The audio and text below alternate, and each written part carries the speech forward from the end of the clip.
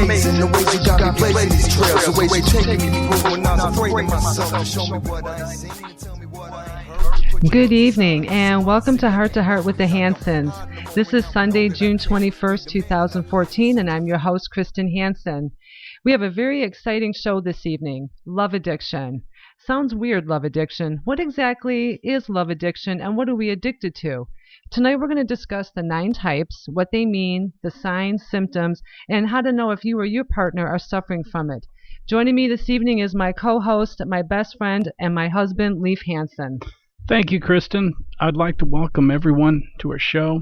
I'd like to first take a minute and thank all of our new followers on Twitter, on Spreaker, and on Facebook. Yes, thank you very much. Currently, we're over 1,100 strong following on Twitter, and we're over 220 on Spreaker. You guys totally rock. Thank you very much. Tonight, we have a very special guest, Natalie McGovern, with Blissful Living. Natalie is an educator, certified clinical hypnotherapist, a polarity practitioner, a life coach, and a mentor. Mm-hmm. She'll be joining us during a third part of our show to share with us her story of love addiction, how it affected her life, and how she was able to heal from it. Mm-hmm. We're very excited to have her join us at this show tonight. We'll be able to take callers in later, and we will go through the chat room to ask questions and share a story. So if you have something ready, I'm going to give you our number for later in the show. Our number is 480-409-0773. And at the end of the show, for those of you who decide to participate with us, help us out with the question, story, or something like that, we'll give a shout out to you and your business. Yes, that's just a way of saying thank you for joining us and for being a part of our show. So we'll say your name and business at the end and promote your business. So what is love addiction? Most of us have seen the movie Fatal Attraction with Michael Douglas and Glenn Close. It was a story of a married man who had an affair with a woman, and she went crazy when he rejected her. But it wasn't the man that she was upset about. It was the love that she felt she needed and went to any cost to maintain it. This is an example of advanced stage love addiction. Much like a sex addict can have assaulting tendencies, so can a love addict be dangerous. A little bit about my story, when I was younger, a teenager, I got myself into a relationship with someone, and because of the early addiction tendencies and problems that I had, I clung to this person like he was my lifeline. Right. And I'm certainly sure that if I look back in his life now, at some times he's going to, I'm certainly sure I had some type of effect on it for him and his family. But, and he wasn't a very good person. He treated me badly. He cheated on me. He used me. He lied to me. He did all those things. And that's an example of love addiction in the early stages. It's not so much the person that you want to be with, it's the fact that you're in the relationship. Right. And you get going, and the fact that they're going to break up with you is just too overwhelming, because then you're going to be alone. You already feel so isolated and feel so alone as it is. Afraid to be alone. Exactly. Yeah. The fact of someone else breaking up with you is too much. So we cling in, we dig our nails in, and we start to lose our identity and lose who we are. And as I got older, I was able to shed that part of me.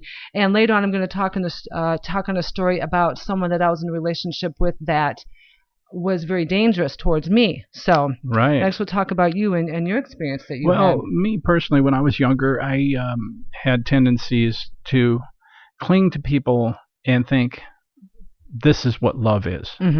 I've been in not that many relationships, but a few bad relationships where they were abusive in a different sense. Okay. In a sense of trying to keep you captive, manipulative, per se, not as much a physical abusive, but some of the mind games that get played and some of the things that get said can really twist a young man's mind. Like what?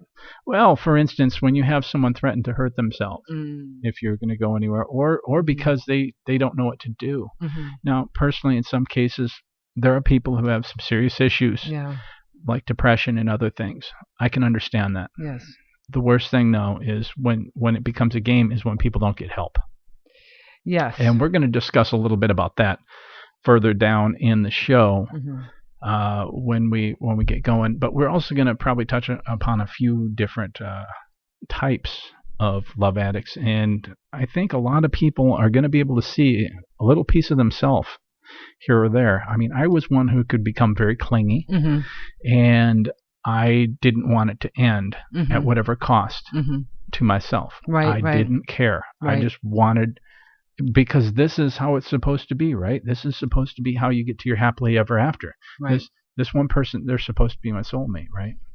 And that's one of the things that we're going to discuss in the 9 types of love addiction, is that never-ending search for our soulmate and that perfect person that we've made up in our mind. That's going to come rescue us. Our society definitely, encourages that whole soulmate idea.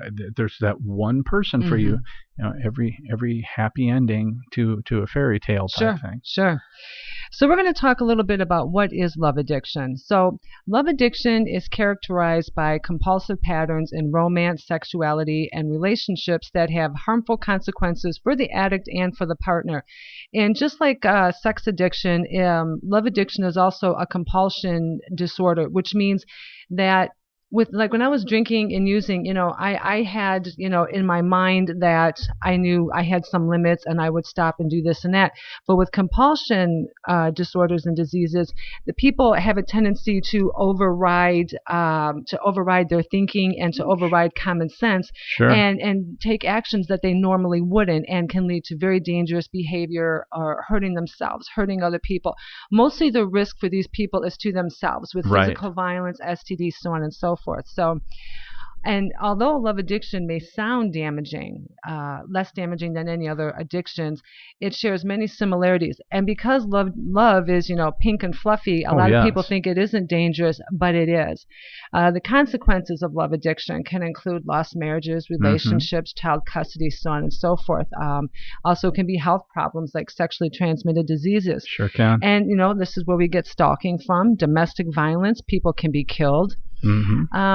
Love addicts are characteristically familiar with being desperate and having a lot of fear of rejection, a lot of fear of abandonment, a lot of fear that someone's going to leave them. They don't have a lot of faith. They don't have a lot of belief in themselves, and they don't really believe that they're worthy for a relationship. Right. To understand love addiction, we can look in fairy tales, books. All the great stories have someone longing for love, that prince, that knight in shining armor that we instill in children. Of course, from a young age. That, someone's supposed to come and rescue me. So I'm looking for that perfect man, and I waited, 45 years for a pretty perfect guy. I wouldn't say perfect here. I would say okay guy. Still got it's that old 57 Chevy with the Bondo on the doors guy. Hey, it opens and closes. That's all I'm looking for. There you go. And of course, our culture, glorifies romance in the pursuit of the one. And who's going to complete us? Of course, we have the movie Jerry Maguire with the famous line, "You complete me." Oh, yes. And that just further progressed the thinking in that area. And while romance can be a natural and healthy part of relationships, the love addict pursues romance and that high, that rush of falling in love. When you meet someone, it's, how are you? And what's going on? And everything's new. Exactly. And a lot of love addicts go from relationship to relationship just to keep that feeling going. Sure. And for love addicts, love is an all-consuming and obsessive type thing. It's inhibited, which is another problem. It's not free the way most people are. Exactly. Love addicts, they avoid risk and change. Change is bad. Yes. It really messes with their routine. Love, there's a lack of true intimacy. Love is manipulative, and they're willing to cut deals. Let's make a deal. Well, if you don't do this, I won't do this. Or if you do this, I'm going to hurt myself. Yeah, if you leave me, I'm going to kill myself. Sure. If you leave me, I'm going to kill you. Right. People threaten to hurt pets, children. Love becomes very dependent and parasitic. It's not a healthy thing. It demands that the loved ones has complete devotion to the lover. Then back to the threatening to hurt themselves or hurt their partner. That one I just can't emphasize enough. Absolutely. And I'm looking at the messages here, and Nancy is listening to us, and she says that love is unconditional. It is without judgment and expectations. Love is not controlling, manipulative, or clingy. And she's correct. It's true. We're going to talk about the difference between healthy love and love that we have some issues with. So now we're going to talk about some of the causes of love addiction. And with most addictions and disorders, they stem from early life experiences, beginning somewhere in life. And the most prominent factors that contribute to love addiction are childhood neglect, abandonment, rejection, abuse, physical abuse, sexual abuse, where the child did not have the opportunity to form any healthy bonds with doesn't have any healthy bonds with the adult in the relationship, and instead they learn to cling to other people for that type of love. They're not getting that return. They're being neglected. They're being abandoned. So they make up what love is in their mind. Oh, definitely. As a result of insecure attachments in childhood, love addicts may lack confidence and a sense of self-confidence and self-worth and self-value. In adolescence or adulthood, they may feel insecure and really not know how to make healthy bonds with other people. They have blurred boundaries. They feel it's acceptable that, sex is love and love is sex. Sure and is. A lot of touching, a lot, getting too close, getting too friendly. And in the pursuit of perfect love, many love addicts escape into like fantasy world. That they do. Yeah, they have a predetermined. Well, didn't you? I mean, did you have a predetermined woman that you were going to meet? I had thoughts in my mind about how things would be and what it would be like, all the way down to what it would be like walking through the aisles of Home Depot picking stuff out for the house. Yeah. For the home improvement project that we were going to do. It's like, really, dude? Yeah. And me with tools. So that's really taking it to an extreme. He's not very good with tools at all. So also it includes psychological changes may also contribute to love addiction. And another important aspect is a hormone. It's a hormone called PEA, and I can't pronounce the full name of it, but it's a chemical in the brain that's involved in the euphoria that comes with falling in love. It has a rise in feeling of infatuation, boosting that euphoric feeling and excitement. Love addicts may become very dependent upon the physical and psychological arousal triggered by this PEA and other brain chemicals.